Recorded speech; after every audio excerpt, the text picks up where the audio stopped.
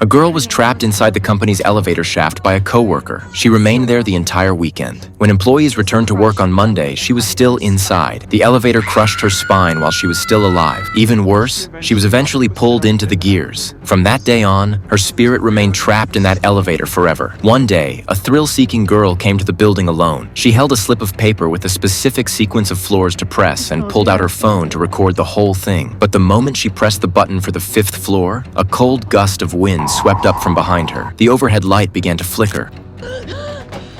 As the elevator reached the 5th floor, she sensed someone behind her. She reached back to feel around and touched a bloody foot. Terrified, she jumped to her feet and frantically pressed the door open button. But the elevator was no longer responding. It started shooting upward at high speed. Too scared to turn around, she quietly raised her phone, and half a ghostly face appeared on the screen. Mercifully, the elevator finally stopped on the 10th floor. Just as she was about to run out, a voice came from behind her.